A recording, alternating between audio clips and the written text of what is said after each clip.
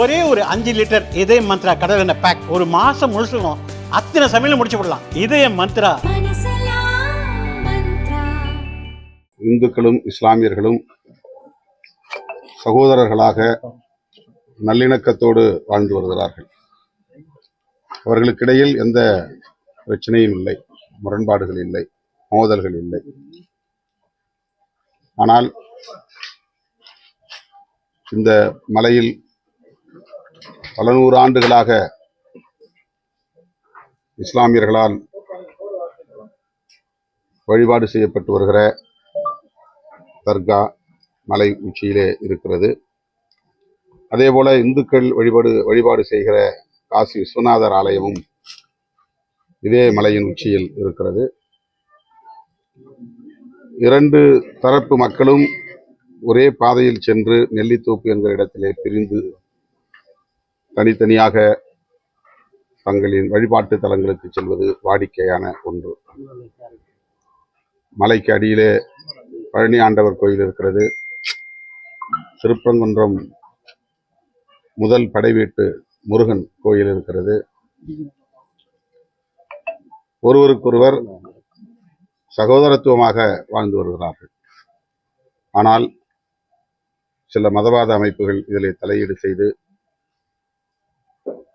இந்துக்களுக்கும் இஸ்லாமியர்களுக்கும் இடையிலே பகையை வளர்க்க முயற்சிக்கிறார்கள். அண்மை காலமாக இது தமிழகத்தில் பேசுபடும் பொருளாக மாறியிருக்கிறது.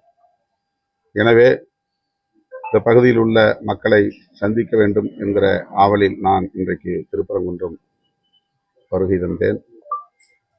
முருகன் கோவிலுக்கும் சென்று முருகனை தரிசித்துவிட்டு இந்த மலை உச்சியில் இருக்கிற தர்காவுக்கு செல்லலாம் என்று வந்தோம். ஆனால் நேரம் உச்சி வேலையாக இருக்கிற சூழலில், நெடுந்தூரம் மலையேற முடியாத ஒரு சூழலில் இந்த அடிவாரத்திலேயே இரு தரப்பு பிரதிநிதிகளையும் இந்து சமூகத்தை சார்ந்த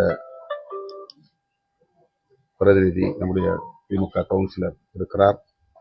அதே போல பள்ளிவாசல் பொறுப்பாளர்கள் ஆரிஃப் கான் உள்ளிட்ட பலரும் இருக்கிறார்கள். இந்த சமூக நல்லிணக்கம் குறித்து கருத்துக்களை கேட்டறிந்தேன். தங்களுக்கிடையில் எந்த பகையும் இல்லை, முரணும் இல்லை என்பதை தெளிவுபடுத்தினார்கள்.